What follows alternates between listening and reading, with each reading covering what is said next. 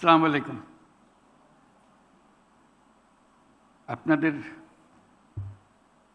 উপস্থিত সবার মতো আমি খুব অভিভূত।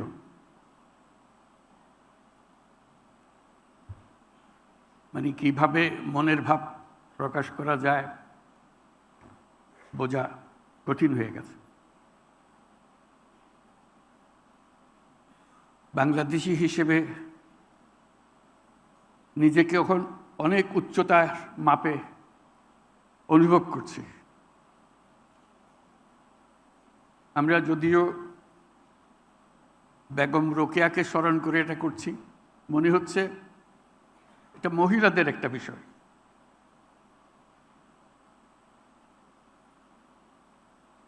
আজকের এই পুরস্কার মহিলাদের পুরস্কার না, আমাদের সমস্ত জাতির পক্ষ থেকে এই পুরস্কার। আমরা সবাই দাঁড়িয়ে জোরে হাততালি দিয়ে তাদেরকে অভিনন্দন জানাই।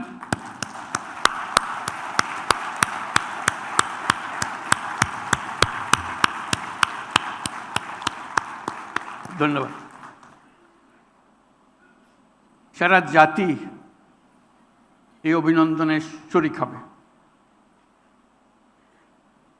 আমরা যে মহিয়সী নারীর কথা স্মরণ করে আজকে অনুষ্ঠানটির আয়োজন করা হয়েছে, সেই মহিয়সী নারীর আত্মা আজকে শান্তি পাবে। তিনি যে কল্পনা করেছিলেন, তার ইমাজিনেশনে তিনি যেই সমাজ চিন্তা করেছিলেন, আজকে যারা পুরস্কার পেল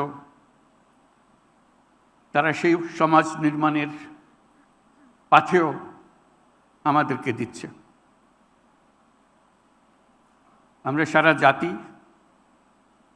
তাদের উদাহরণ থেকে, তাদের পথ চলা থেকে শিক্ষা পাই এবং যে আদর্শে বেগম রোকেয়া আমাদেরকে নিয়ে যেতে চাচ্ছিলেন, অতি চমৎকারভাবে তুলে ধরেছিলেন তার বক্তব্যে, তার লেখায়। আজকে যে চারজন পুরস্কার পেলেন, যারা রোকেয়ার সেই পথে আমাদের জাতিকে তুলে দিল, এগিয়ে দিল, আমরা ভাগ্যবান, আমরা ভাগ্যবতী। আমরা 100 বছর পরেও আরেকজন রোকেয়া সৃষ্টি করতে পারি নাই, এটা আমাদের দুর্ভাগ্য। তিনি যেসব দিক নির্দেশনা দিয়ে গেছেন, যেসব স্বপ্ন দেখিয়ে গেছেন, সেই স্বপ্নকে আমরা আমলে আনতে পারি নাই। কথা বলেছি, অগ্রসর হতে পারি না। আজকে তার জন্ম উপলক্ষে যে আয়োজন, সেটা শুধু তাকে স্মরণ করার জন্য না, আমাদের ব্যর্থতাগুলো খুঁজে বার করার জন্য। কেন আমরা ব্যর্থ হলাম? কেন এই 100 বছরেও আরও বেগম রোকেয়া আসলো না আমাদের মাঝখানে, যে আমাদেরকে পথ দেখাতো, এগিয়ে নিয়ে যেত, ধাক্কা দিত, মনে করিয়ে দিত কোন পথে আমাদের যাওয়া দরকার। 100 বছর পরে কি হলো? কত অগ্রসর হলাম?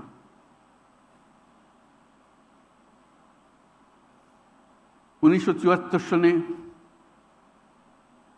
বিরাট দুর্ভিক্ষ হলো, পথে পথে মানুষ মারা গেল। আমরা নির্বাক তাকিয়ে দেখলাম, কিছুই করলাম না। তাদের মধ্যে বহু মহিলার মৃতদেহ, তার সন্তানের মৃতদেহ, কারো হিসেবে 15 লক্ষ মানুষ ওই দুর্ভিক্ষে মারা গিয়েছিল।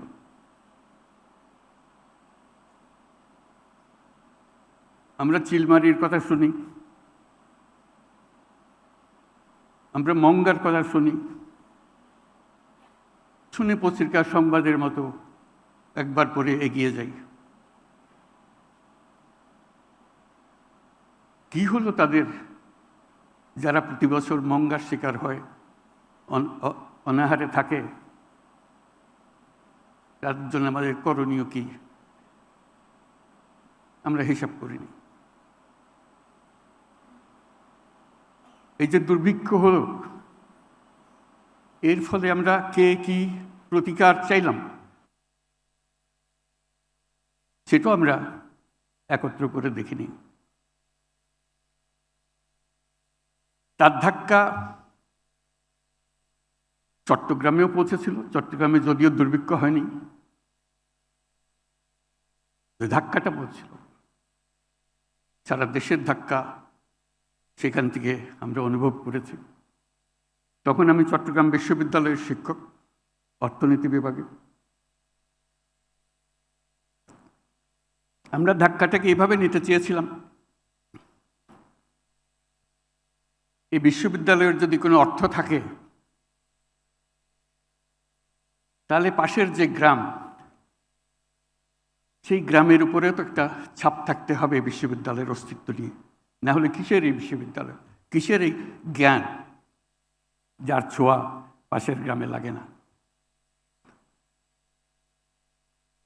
তখন ছাত্রদের নিয়ে ভাবলাম, ছাত্র এবং ছাত্রীদের নিয়ে ভাবলাম, আমরা এই জোবরা গ্রামকে চিরদিনের জন্য দুর্ভিক্ষ থেকে মুক্ত রাখব। এখানে যেন কোনো অবস্থাতেই দুর্ভিক্ষ ঢুকতে না পারে। সবাই খুশি, সবাই এক পায়ে প্রস্তুত করতে উৎসাহ সহকারে। সেই ছিল আমাদের যাত্রা। শুধু আমরা সারা দেশের কিছু করতে পারবো না, সেই ক্ষমতা আমাদের নেই, কিন্তু আমাদের পাশে একটা গ্রাম আছে, সেটার জন্য আমরা কিছু করতে পারি এবং নিশ্চিত করতে পারি। শুধু করতে পারি না, নিশ্চিত করতে পারি। দুর্ভিক্ষে আঘাতটা কার কাছে প্রথম আসে? মেয়েদের উপরে, শিশুদের উপরে। আমরা চেষ্টা করলাম তাদের সঙ্গে কথাবার্তা বলার জন্য। মেয়েরা আমার সঙ্গে দেখা করবেই না, কিছুতেই না, আমি পুরুষ মানুষ। মেয়েরা গেল, তাদের সঙ্গে কথা বলল, বোঝালো কি করা যায়। সেইটার থেকে এই ঋণ কর্মসূচি শুরু হলো, যেটা পরবর্তী তার বড় আকার ধারণ করলো। এটাও সোজা ছিল না। সে যে টাকার কথা বলছি, সে টাকার ভয়ে মেয়েরা অস্থির, যে হাত দেবে না টাকাতে, এটা আমাদের কাজ না। আমি কোনোদিন স্পর্শ করি নাই টাকা, এই হলো তাদের পজিশন। আমি মেয়েদেরকে বললাম, কয়েকটা টাকা সঙ্গে নিয়ে যেও, একটু হাতে লাগিয়ে দিও, স্পর্শ তো করলেন, এখন হলো। ওইভাবে শুরু হয়েছিল। তাদেরকে টাকার ছোঁয়া, একটু ছোঁয়া লাগানো, থ্রিল তো অনুভব করা যে আমি টাকা ছুঁয়েছি।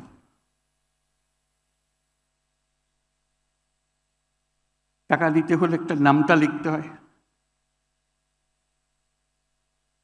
নাম তো আর খুঁজে পাওয়া যায় না, কারো নাম নাই। এটা হলো মহিলাদের কপাল। সেই শৈশবে কারো মেয়ে, অমুকের মেয়ে, বিয়ে হলে অমুকের বউ, সে জানে না তার নাম কি। কোনো রকমে তার থেকে আমরা নাম্বার করতে পারি না, জানে না সে। বল, সবাই তো চেনে আমাকে, অমুকের মা।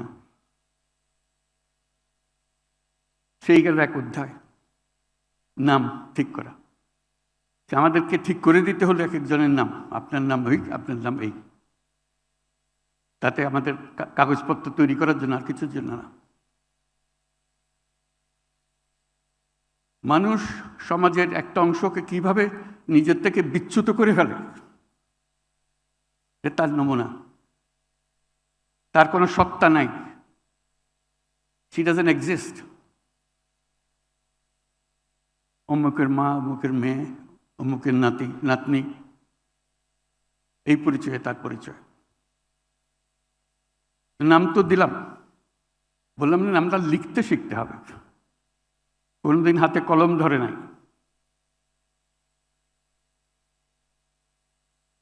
তাদের হাতে একটা কাঠি ধরিয়ে দেওয়া হলো, কাগজ নাই, দুলার উপরে, মাটির দুলার উপরে লিখবে। ওই নাম লিখতে না পারলে আমরা বললাম যে তোমরা আমাদের কর্মসূচিতে নেব না, এটা বিরাট চ্যালেঞ্জ। সে ঢুকবে, এই নাম লেখাটাকে শিখতেই হবে। দিন রাত পরিশ্রম করছে, টপ টপ করে চোখের পানি পড়ছে,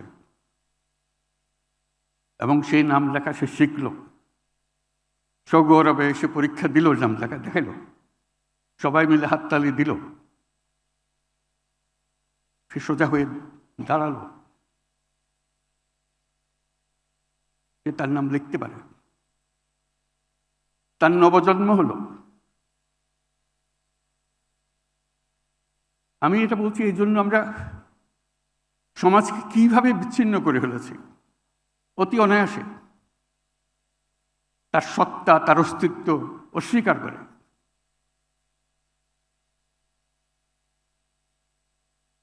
তার জন্য নানা রকমের অসুখ বিসুখের প্রশ্ন উঠল। একটা হলো ডায়রিয়া, তখন সারা দেশে ডায়রিয়ার প্রকোপ। তাকে স্যালাইন বানানো শেখানো হলো। সে সগৌরবে খোঁজ করে কার বাড়িতে কোথায় ডায়রিয়া হচ্ছে, কারণ সে এখন ডাক্তার, ডায়রিয়ার চিকিৎসা করতে পারে।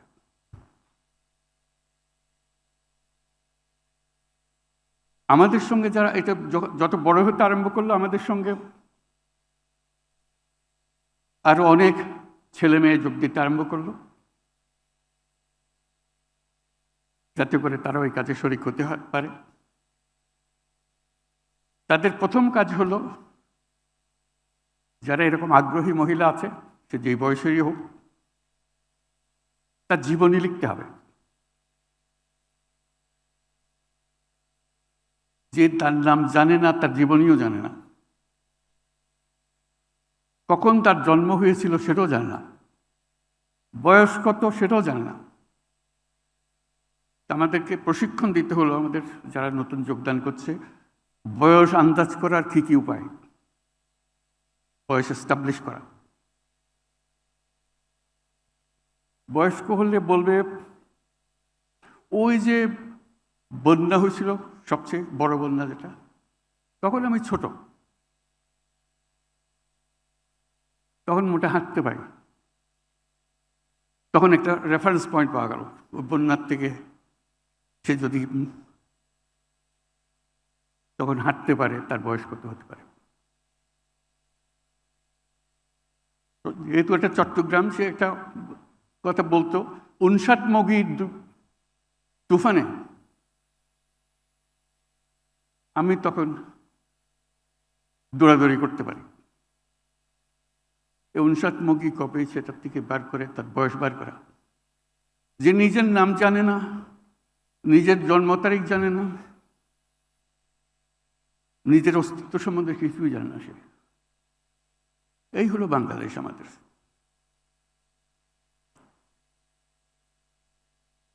এটা ছিল 70-এর মাঝামাঝি, 80 সালের ঘটনা যখন এটা হচ্ছে। তার থেকে অনেক দূর পার হয়ে গেছে। গ্রামীণ ব্যাংক হয়েছে, তাদের আর্থিক উন্নতি হয়েছে, ছেলে মেয়ের লেখাপড়া বাধ্যতামূলক ছিল।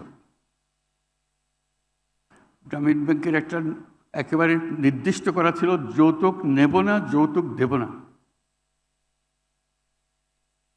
মহিলাকে সর্বনাশ করে দেওয়ার আরেকটা বড় উপায় যৌতুক। তখন যৌতুক ছাড়া কোনো বিয়ে হবে না, সে মুসলমানের মেয়ে হোক, হিন্দুর মেয়ে হোক, যৌতুক ছাড়া বিয়ে হবে না। আমরা নিয়ম করলাম, যে যৌতুক দেবে সে গ্রামীণ ব্যাংকে থাকতে পারবে না, গ্রামীণ ব্যাংকে বের হয়ে তাকে যৌতুক দিতে হবে। এটার থেকে বহু রকমের কর্মসূচি শুরু হলো। কারণ গ্রামীণ ব্যাংকের বাইরে কাউকে যদি তার মেয়ের বিয়ে দিতে হয়, যৌতুক তাকে অবশ্যই দিতে হবে, নাহলে মেয়ের বিয়ে হবে না। তখন ঠিক হলো যে গ্রামীণ ব্যাংকের ভেতরে বিয়ে দিতে হবে, কারণ তার যৌতুক নেয় না, তারা যৌতুক দেবে না। ঘটকালির কাজ শুরু হলো গ্রামীণ ব্যাংকের কোন পাড়াতে কোথায় মেয়ে আছে বিয়ে করার জন্য বা ছেলে আছে বিয়ে দেওয়ার জন্য। আমি এগুলো বলছি এজন্য, এটা 100 বছর পরের ঘটনা। 100 বছরে আমাদের কিছু হয়নি, নিচের দিকে নেমেছে। রোকেয়ার স্বপ্ন দেখেছে, সাংঘাতিক রকমের স্বপ্ন। এরকম স্বপ্ন মানুষ দেখতে পারে যে আমলে, যে পরিসরে, সেটা বিশ্বাস করা যায়। আজকে মনে হয় যে হ্যাঁ এটা তো সুন্দর কথা বলছে। সুন্দর কথা না, বিপ্লবী কথা।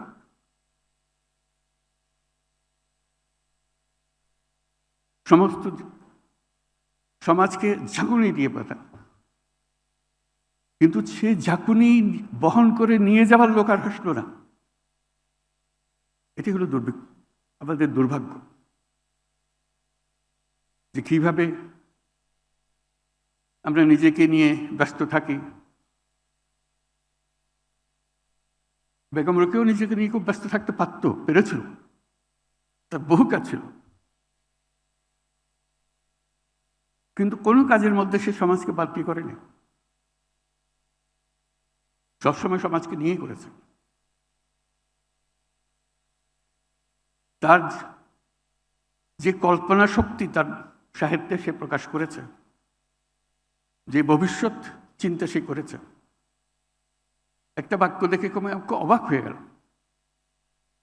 যে বলছে যে নারী কন্যাদের লেখাপড়া শেখাও যাতে তার অন্য উপার্জন করতে পারে। সেই 100 বছর আগের কথা, 150 বছর আগের কথা। অন্য অর্জন করতে পারে, চাকরির কথা বলেনি। আজকে আমরা বলছি উদ্যোক্তা হতে হবে, এই হতে হবে, সে বহুকাল আগে এটা বলে চলে গেছে। সে শিক্ষা নিয়ে চাকরির জন্য দৌড়াদৌড়ি করো, তোমার চাকরি কোথায় কোথায় আছে আমরা খোঁজ দিই, কিচ্ছু বলেনি। সে নিজের অন্য ব্যবস্থা করবে। কাজে সেখান থেকে আমরা শিখতে পারছি না কেন? উৎসব করছি, সব করছি, কিন্তু শিখতে পারছি না। আমাদের দৈনন্দিন পথে রোকেয়ার সঙ্গে থাকুক, তাহলেই সার্থকতা। আর আজকে যারা পুরস্কার পেলেন তারা শুধু বাংলাদেশের নয়, সারা বাংলাদেশকে তারা অন্য এক পর্যায়ে নিয়ে গেছে প্রত্যেকে। এটা আরো একটি পুরস্কার না, এটা যুগান্তকারী পুরস্কার, যারা আমাদেরকে দুনিয়ার সামনে অন্য স্তরে নিয়ে গেছে। এরা শুধু বাংলাদেশের মেয়ে না,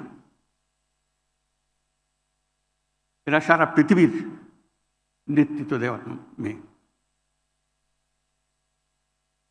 কাজে তাদেরকে যে আজকে আমরা পেয়েছি এই ছোট অনুষ্ঠানে সম্মান দেখানোর জন্য, এটা তার প্রথম ধাপ। তারা সারা বাংলাদেশকে পাল্টে দিচ্ছে। আজকে যে অনুষ্ঠানটা হলো, এটার কথা যখন পত্রপত্রিকা ছাপা হবে, পড়বে, প্রত্যেক মেয়ে চিন্তা করবে, কিরে বাবা আমরা কোথায়, আমরা কেন হতে পারছি না এরকম? তাদের স্ট্যান্ডিং, তাদের বক্তব্য, তাদের ফিলসফি, এটা শুধু বাংলাদেশ প্রেক্ষিতে না, এটা বিশ্ব প্রেক্ষিতে। এদের প্রত্যেককে সারা দুনিয়া সম্মান করে। আমরা প্রথম তাদের সম্মান দেখালাম, তাদেরকে দেখে এটা পুরস্কার দেওয়ার জন্য। আজকের যে নারী সমাজ, গণ অভ্যুত্থান পরবর্তী নারী সমাজ, সেটা ভিন্ন নারী সমাজ, নতুন বাংলাদেশ গড়ার নারী সমাজ। এদের মাধ্যমেই এই নতুন বাংলাদেশের যাত্রা শুরু। তারা শুধু নারীদের নয়, সবাইকে উজ্জীবিত করবে। সেই জন্য তাদেরকে উঁচু করে ধরে রাখা আমাদের জন্য এত দরকার। বেগম রোকেয়ার মতো যেন না হয়, সুন্দর লিখে গেছেন, আমরা পড়েছি, ভালো লেগেছে। কিস্সা খতম। ঝাঁকুনি দিতে হবে। এটা কোথাও এক জায়গা থেকে আসবে না, প্রত্যেক জায়গায় জায়গায়। কাজে সেই উত্তেজনা, সেই চেতনা নিয়ে আমাদের নতুন বাংলাদেশ গড়ে উঠুক। তাদেরকে সামনে রেখে তারা যে পথ আমাদেরকে দেখালো, দুনিয়ার সামনে উঁচিয়ে ধরল, সেই পথ আমরা দ্রুত যেন নিয়ে যাই। এর মধ্যে অনেক পরিবর্তন হয়েছে। আমি একটা পরিবর্তনের কথা বলি। আমরা যখন বিশ্ববিদ্যালয়ে পড়ি, অনেকের সেই অভিজ্ঞতা আছে, আমরা যখন বিশ্ববিদ্যালয়ে পড়ি, ইকোনমিক্স অনার্সে অনেক ছেলে ছিল, 4 জন মেয়ে ছিল। প্রায় বিভাগে তাই, কোনো বিভাগে কোনো মেয়ে ছিল না।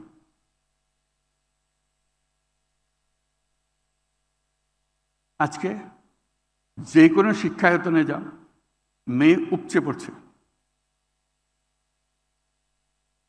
এদিন ঢাকা বিশ্ববিদ্যালয়ের খবর নিলাম, এখন অর্ধেক অর্ধেক অর্ধেক ছেলে অর্ধেক মেয়ে। আমি শুধু জিজ্ঞেস করলাম, মেয়েদের হল কয়টা? বলে 5টা। আর ছেলেদের 13টা।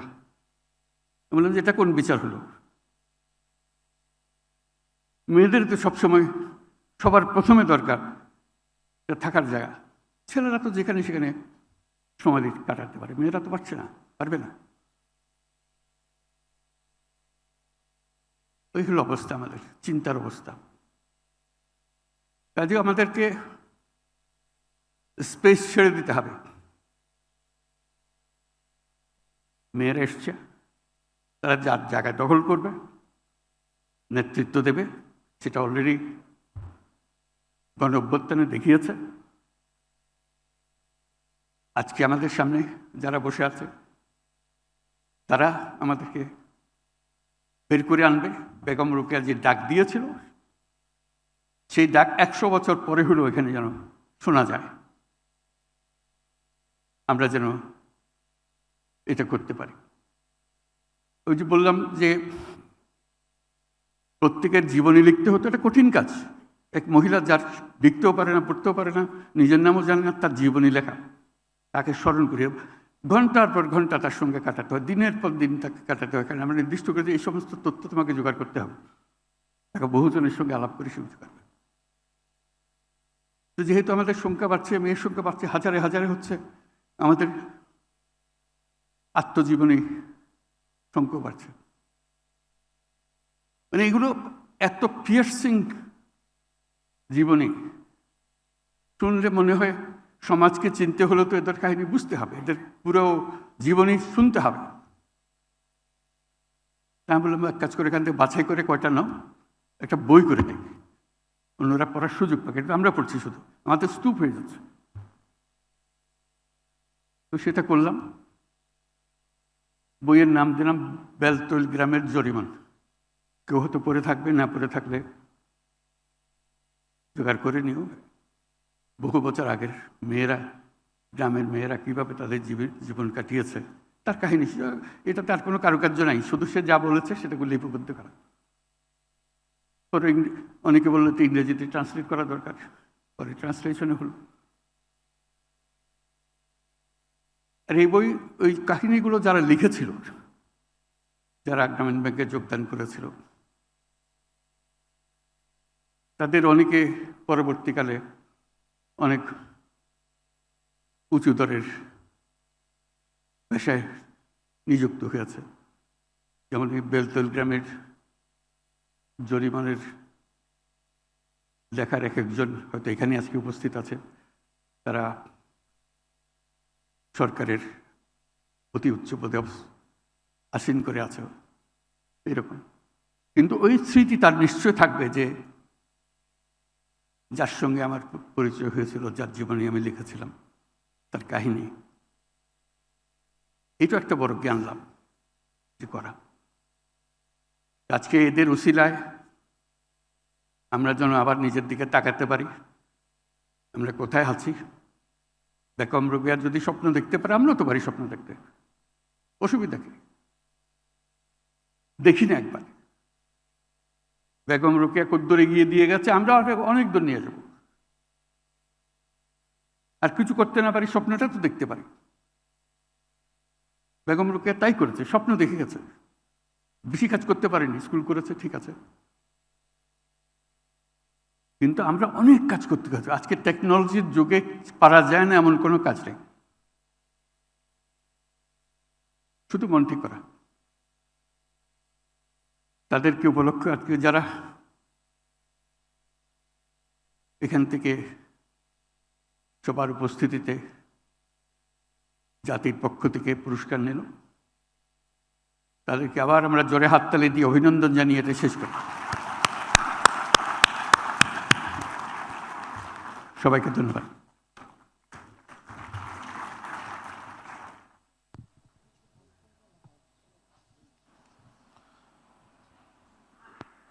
আমাকে মনে করিয়ে দিচ্ছে যে মন্ত্রণালয়ের নাম পরিবর্তন হয়েছে, এখন স্যার নারী ও শিশু মন্ত্রণালয়, আগে মহিলা। কিন্তু সঙ্গে সঙ্গে পয়েন্ট আউট করে দেবো, এখনো কিন্তু তোমাদের লেখায় আগের নাম রয়ে গেছে, ওটা সংশোধন করে দেবো। ঠিক আছে, অসুবিধা নেই। ঠিক আছে, থ্যাংক ইউ। আমরা স্বাগত জানাই নতুন নামকে।